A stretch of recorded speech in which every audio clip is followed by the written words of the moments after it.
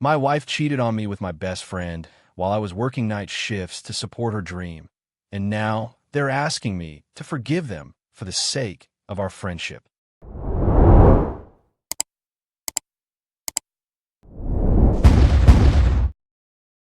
Hi, I don't know where to even begin, but I need to get this out.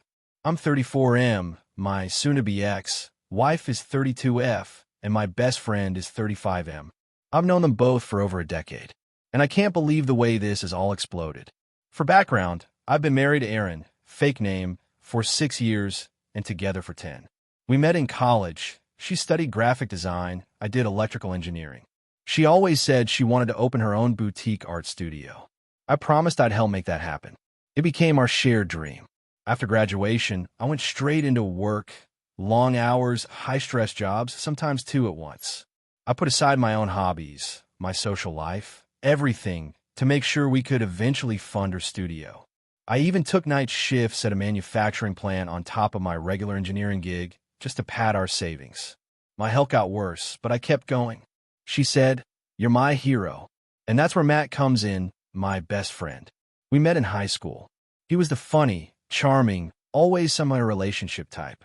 He bounced between jobs, always had some excuse for why things didn't work out. But he was like a brother to me. I covered for him in fights, gave him money, helped him move, introduced him to Erin. Erin never really liked any of my other friends, said they were too immature or selfish. But she liked Matt, said he was real, deep, and funny in a clever way. I didn't think anything of it. Why would I? In March of last year, we finally opened her studio. She cried in my arms the night before the launch and told me, "You gave me everything. I don't deserve you." Looking back, maybe that was the first red flag. I noticed the signs slowly. Matt started hanging around more often. At first, it was to help out at the studio, delivering materials, managing inventory, minor repairs. Erin said it was a godsend since I was working overtime. Then they started texting more. I'd wake up in the middle of the day, I was sleeping weird hours, and see them messaging, laughing at something together. I asked Erin about it once. She said I was being insecure and that I should trust both of them. And I did. I wanted to believe in them. I ignored the gut feeling. I kept working. But then, one night, I came home early.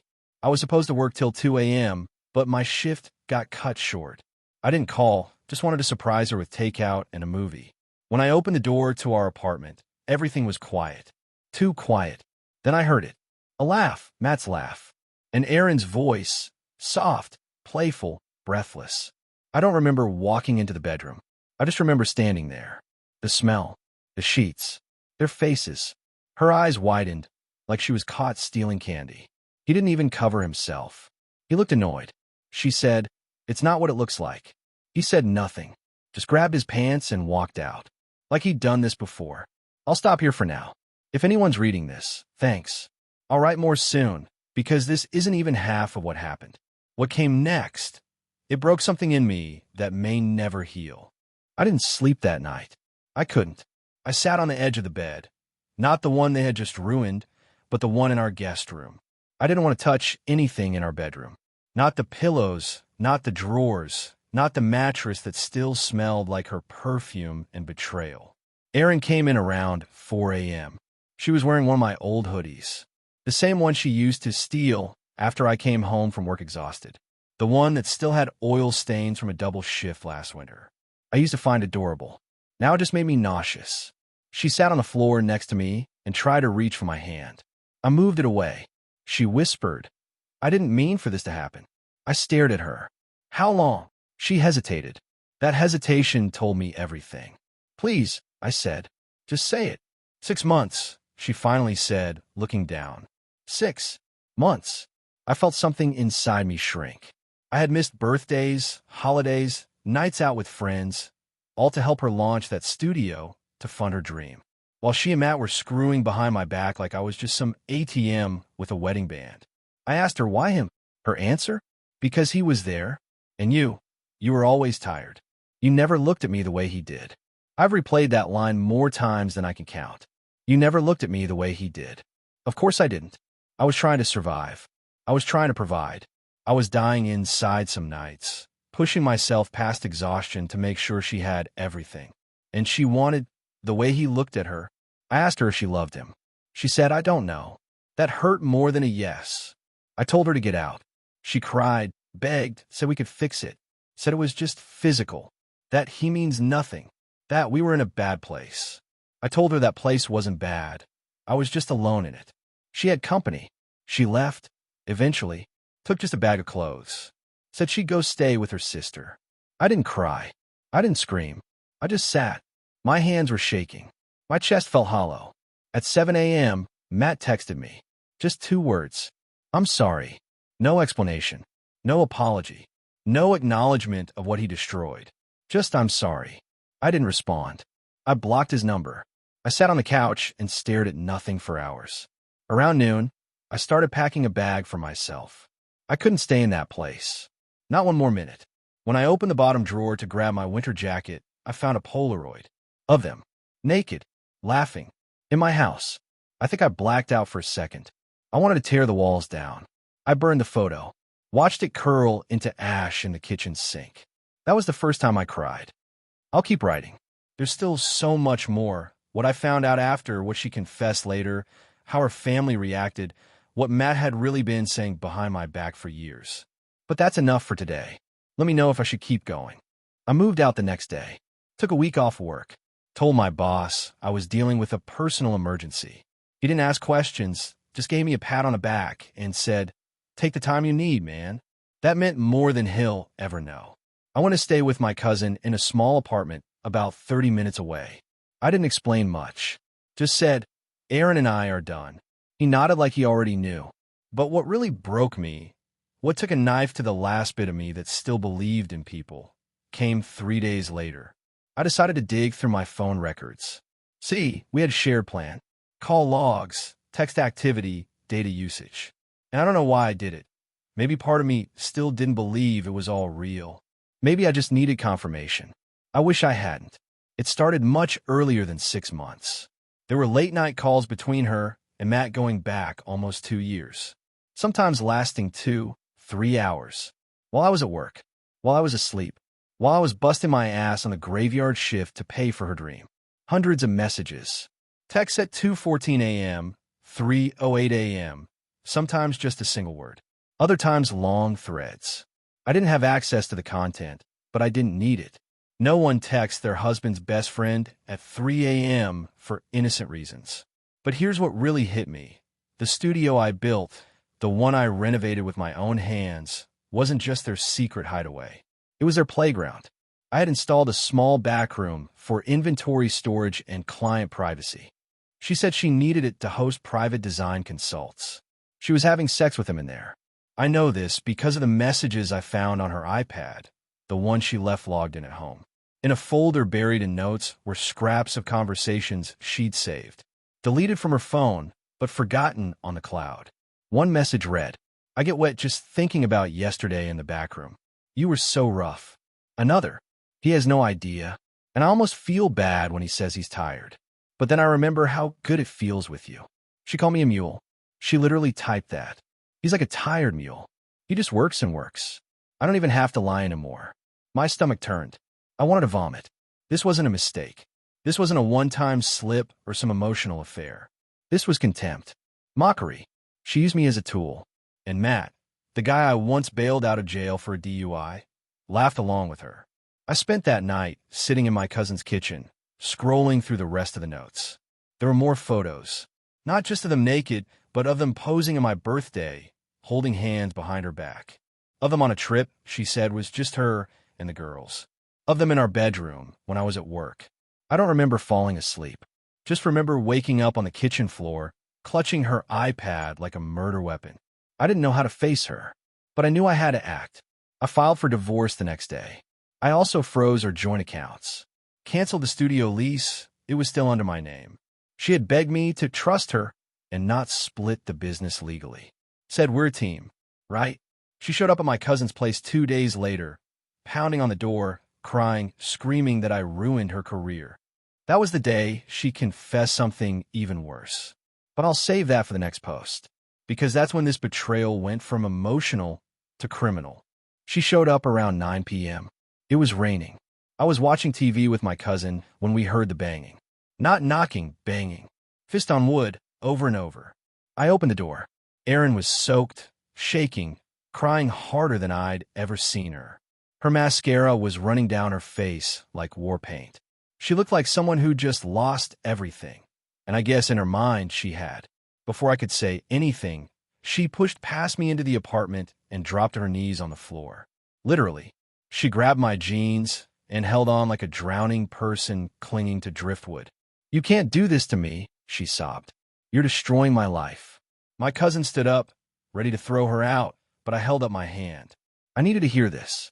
"What do you mean I'm destroying your life?" I asked. She looked up at me, face twisted in rage and desperation. "You shut down the studio. You froze everything. I have nothing." I said, "You chose at the moment you let Matt touch you." That's when her expression changed, like a switch flipped, and she said something I'll never forget. It wasn't just Matt. Silence. You could hear the rain hitting the window. I asked what. She wiped her face and whispered, "There were others. Before him. It started with a client." I asked, "A client of the studio?" She nodded, then shook her head. "Before the studio, when you were still working nights. He was a guy I met online. We never met in person at first, just flirted, but then I got curious. We met, then another. I just needed to feel something." I couldn't believe what I was hearing. "How many?" I asked. She looked away, didn't answer. "How many, Erin?" "7," she whispered. "7. 7 men, at least. Before Matt.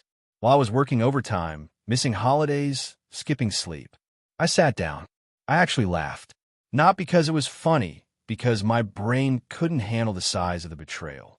But then she said something even worse. I started setting money aside. From a studio. In another account. In case things with you didn't work out. She had been skimming money. From our joint business. Hiding it in a separate account. Almost $38,000 I'd later find out, while I was draining my own savings to keep things afloat. I asked, "Was Matt in on it?" She said no. He thought I loved him. I said, "Did you?" She didn't answer. I stood up, told her to get out. She refused. Said she had nowhere to go. That her sister kicked her out when she found out what she did. That she was scared to be alone. My cousin called security. She left screaming. Yelled that I was cold, heartless, that I'd never find someone who loves me again. That's the funny part. She never loved me. She loved what I could give her. But I'm not done yet. Because what I discovered next about Matt, about what he'd been doing behind my back since college, changed everything again. After Erin's breakdown at my cousin's place, I felt numb. Angry, yes. Hurt, obviously. But mostly cold. Like something inside me had been cut out and thrown into the street with her. I still hadn't heard a word from Matt. I blocked him right after, "I'm sorry," but that didn't stop the damage he'd already done. A few days later, one of our mutual friends, let's call him Kyle, reached out. Said he'd heard something crazy happened and wanted to check on me. I trusted Kyle. We went to high school together. He was one of the few people I still talked to regularly, even after I got married. He asked if we could meet in person. Said he needed to tell me something he should have said years ago. We met at a quiet bar outside town. I expected him to just offer some kind of bro sympathy. Instead, he dropped a bomb. He said Matt had always been jealous of me. Back in college, Matt apparently told people I was arrogant, fake humble, and that I acted better than everyone just because I had a work ethic. That he was tired of being second place to me. I didn't believe it at first. Matt had always acted like he admired me. That I was the one who helped him out of trouble. That I was the steady one, while he was chaotic good. But then Kyle showed me screenshots. Old Facebook group chats I wasn't part of. Stuff Matt had sent years ago. Things like, "Erin's hot. I don't get what she sees in him. If I had his setup, I'd have girls lining up. He acts like a hero, but he's just a doormat with a good credit score. And worst of all, mark my words, one day, she'll see who the real man is." He said that in 2017, 2 years before the studio opened, before the affair. Kyle also told me Matt had bragged, in private, about hooking up with married women. That he loved the thrill. Said it made him feel powerful. And apparently, Erin wasn't the first. Just the longest. I sat there in the bar, drink untouched, heart pounding. Everything about the last 10 years started shifting in my head. Matt had been my best man at our wedding, had helped me pick the ring, had given a speech about how I was the most loyal guy he knew. It was all a game to him. Kyle said, "I should have told you sooner." But I didn't think it would go that far. I just nodded, because I didn't know what else to do. But then Kyle gave me one last piece of info, one that sent me into full-on fury. "Matt's been telling people you cheated first. That Erin just found comfort after you broke her heart." I left the bar shaking. Not crying, not yet, just shaking with rage. The next morning, I unblocked Matt's number. Sent him one message. "Let's talk. In person." He responded 30 minutes later. "Where?" I told him to meet me at the park near our old high school. He showed up in sunglasses, smug, calm, acting like nothing happened. And that's when I lost control. We agreed to meet in an old park where we used to hang out after school. I chose this place on purpose. I wanted him to feel where it all started and where it would end. I arrived early, sat down on a bench under the same pine tree under which we used to drink beer after graduation. 15 minutes later, he showed up. The same friend who wore the mask of a bro for years. He walked slowly, wearing dark glasses and holding a coffee, as if nothing had happened. He sat down across from me. I didn't say hello. "You've ruined everything," I said, "and you don't even try to realize it." He shrugged his shoulders. "Everything between you two has been dead for a long time. I just hastened the inevitable." I froze. "Are you serious?" "She didn't love you, man. She told me that. She said you were just a support system." I clenched my fists, but I held back. "What about me? You call me brother for 10 years. He leaned forward. "You always had everything.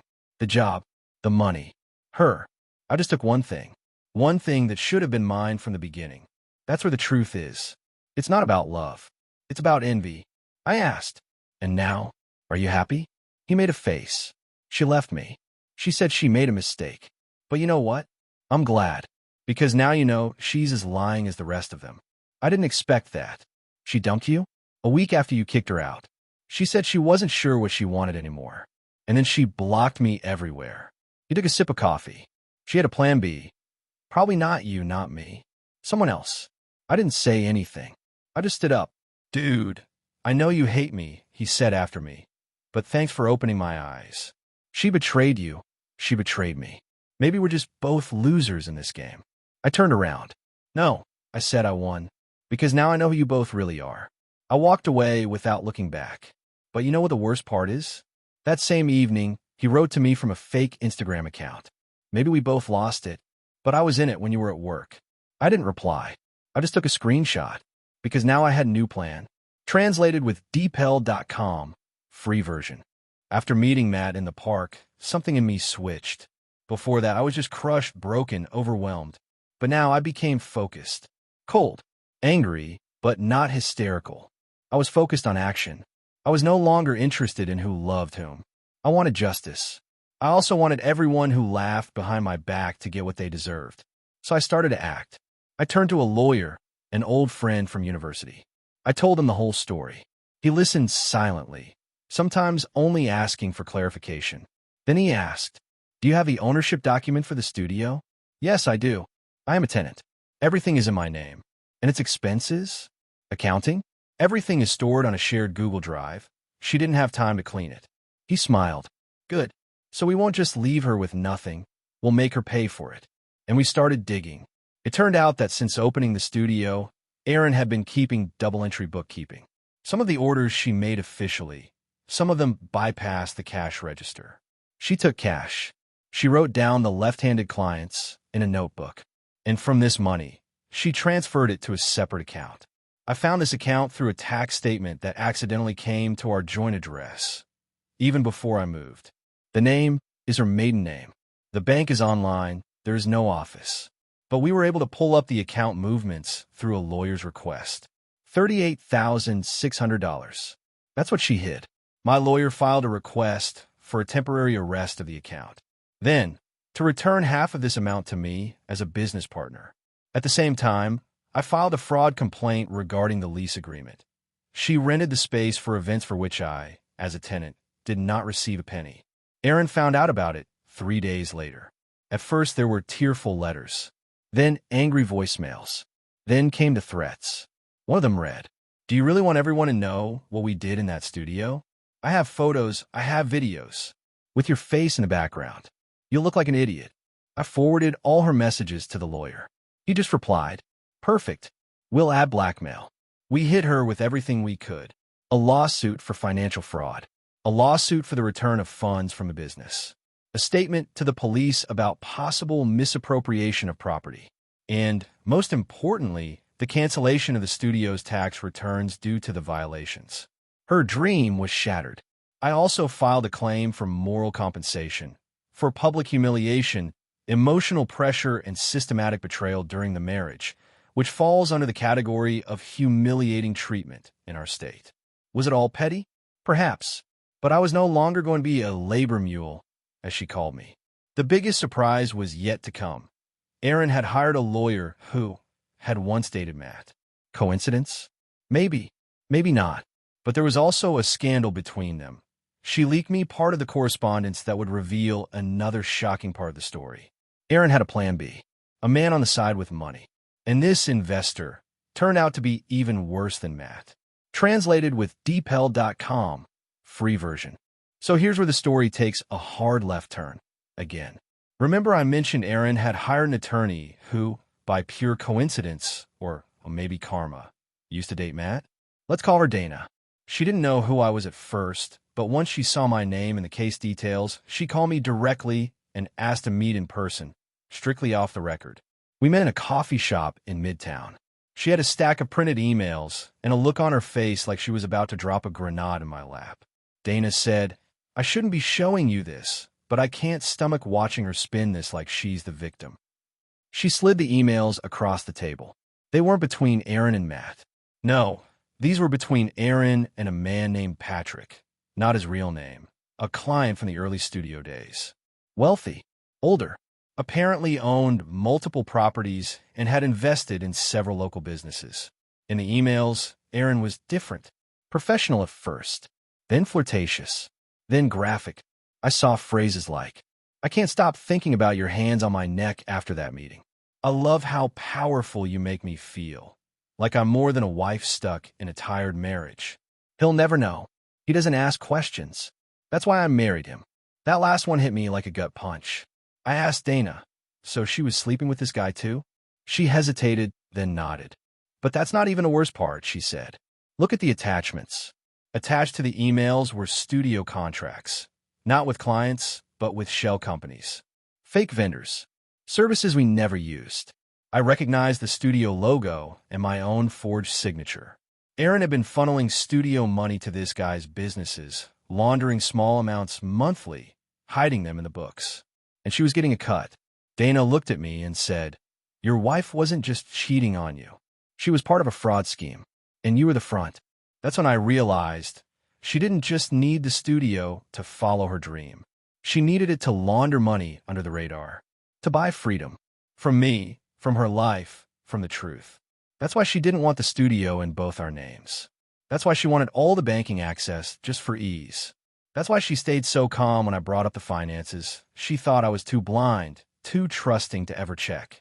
But she miscalculated, because now I had a lawyer, a paper trail, and one hell of a motive to burn it all down. I called my attorney that same day, gave him the emails. We immediately added financial crimes and fraud to the civil case and began prepping for potential criminal charges. He said if I wanted, we could take it federal. But the truth is, I didn't want jail for her. Not yet. I wanted her to see her kingdom crumble one lie at a time. And I was just getting started. After I gave the emails and forged contracts to my attorney, it didn't take long for the storm to hit. We sent out formal legal notices to all involved vendors, partners, and studio clients, informing them the business was under investigation for financial misconduct and fraudulent vendor activity. This wasn't just petty revenge. I needed to clear my name, legally and publicly, and it worked. Within a week, Erin's reputation in our local creative circle was shredded. Word spread fast. Several clients pulled out of projects. One local newspaper ran a short business column titled "Studio Faces Allegations of Misused Funds." The article didn't name her, but everyone knew. Her Instagram, the one she'd curated like a shrine, turned into a battlefield. Dozens of angry comments. Some from former clients, others from friends. A few from women who said she'd flirted with their husbands during consultations. She tried damage control, posted a tearful story about being human, about trust and mistakes, about having to rebuild from ashes. But no one was buying it. Even worse for her, Matt was now throwing her under a bus. He posted a thread on Twitter, X, implying he'd been emotionally manipulated by a toxic married woman. Claimed she told him I was abusive. Said she used them both. I watched it unfold from a distance. Calmly, like watching a house you used to live in burn to the ground, and not lifting a finger to stop it. Then came the text. From Aaron. Can we talk? One last time. Please. I need to explain everything. I stared at it for a long time.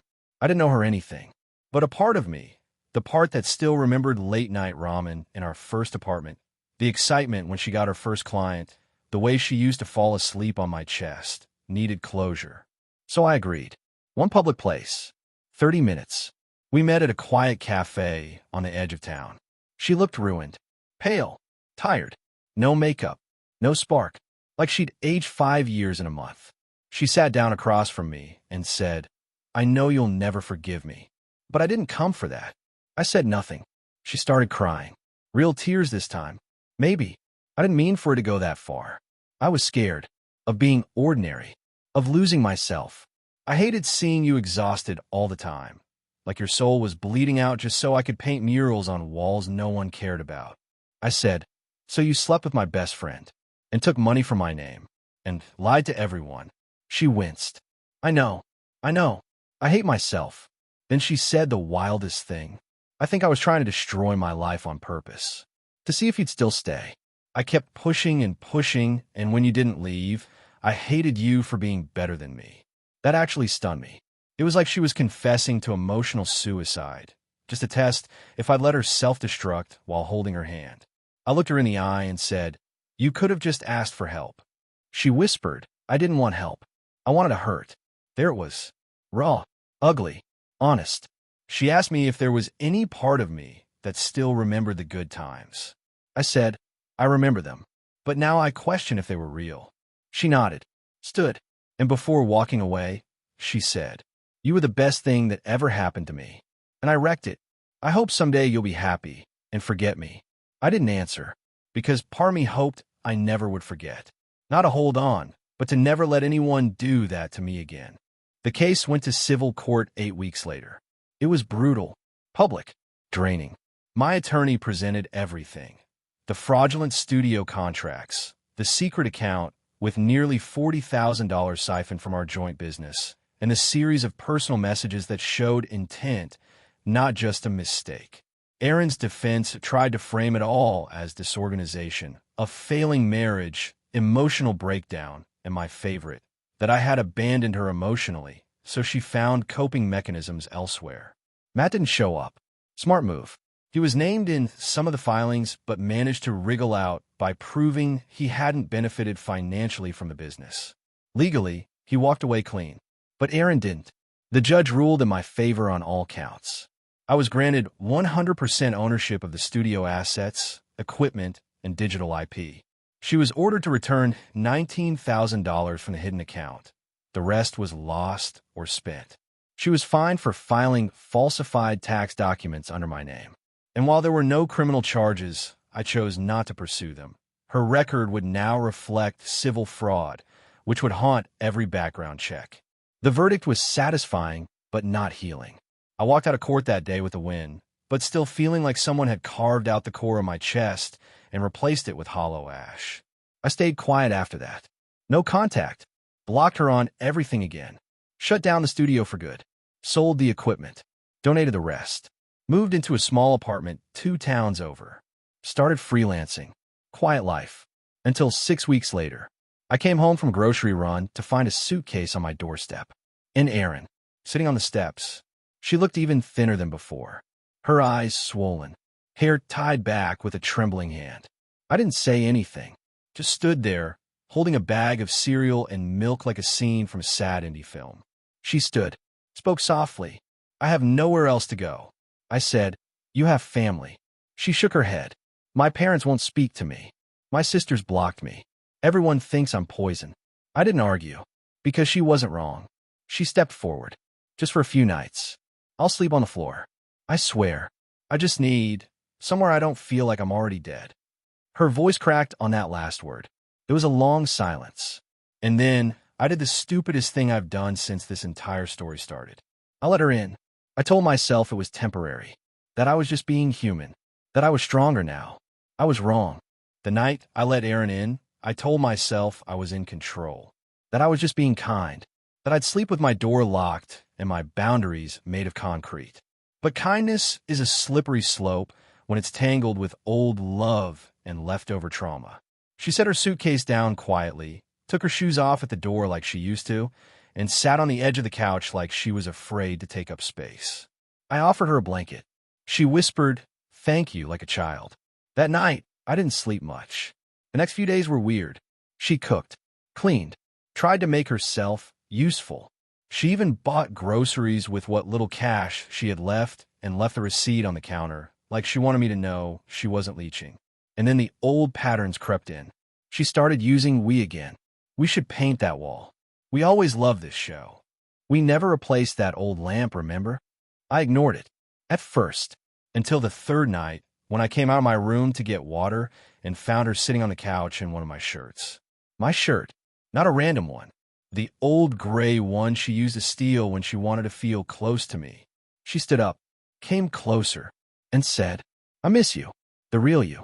The one who smiled in the morning and kissed my shoulder when I cooked." I stepped back. She kept talking. "I know I messed up. I destroyed everything. But I've changed. I've had time to think. I was sick, and you were always my safe place." I said nothing, just stood there, holding a glass of water, heart pounding like a siren. She reached for my hand, and that's when I saw it. Her phone, face up on the couch. Lit up, unlocked. It was open to a message thread, from a name I didn't recognize. But the last message on screen? "He let me in. It's working. I'll keep you posted." I froze. She saw me glance, spun toward the phone, tried to grab it, but I snatched it first. Opened the thread. Read everything. She was talking to someone, a man, probably about getting back in, about getting sympathy, about accessing his computer again, and maybe settling the money situation after all. She wasn't back because she missed me. She was back because she wanted something. Maybe files. Maybe passwords. Maybe one more chance at squeezing value out of me before I shut the door for good. I looked up at her. She was pale, stuttering, eyes darting like a trapped rat. "It's not what it looks like." I cut her off. "Get out." "No, please, Get out." I called the police. Told them she was trespassing and attempting manipulation for financial purposes. She was gone before they arrived. She hasn't contacted me since. And this time I won't break. It's been 11 months since that night. I kicked her out for good. 10 since the final hearing. 6 since I moved into a place that doesn't carry the echo of her footsteps. A lot has changed.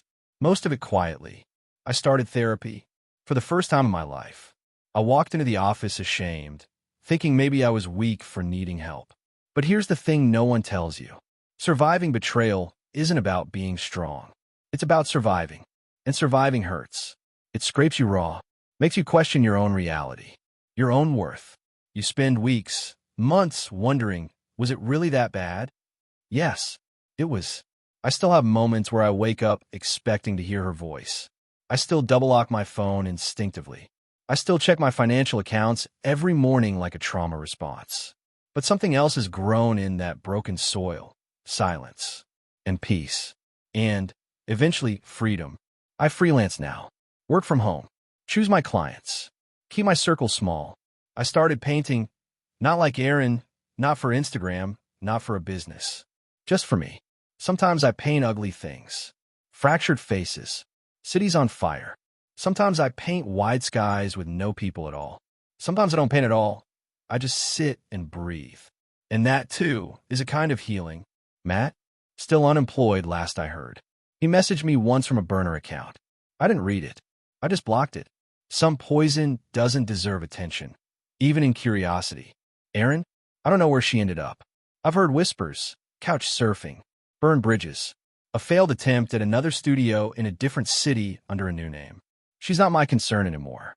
She's someone else's lesson now. And if you're still reading this, here's what I know now. What I wish someone had told me before it all unraveled. 1. If someone makes you feel guilty for asking for honesty, run. 2. If you're the only one sacrificing in a relationship, it's not a relationship. It's servitude. 3. Loyalty means nothing to people who see you as a tool. 4. And sometimes the most powerful thing you can do is walk away without needing to be understood. I survived her. I survived me, too. And if you're sitting in the dark right now, wondering if the pain will ever end, it will. Not quickly, not without scars. But one day, you'll breathe and realize you haven't thought about them in weeks. That day is coming. I promise. This was my story. Thank you for listening.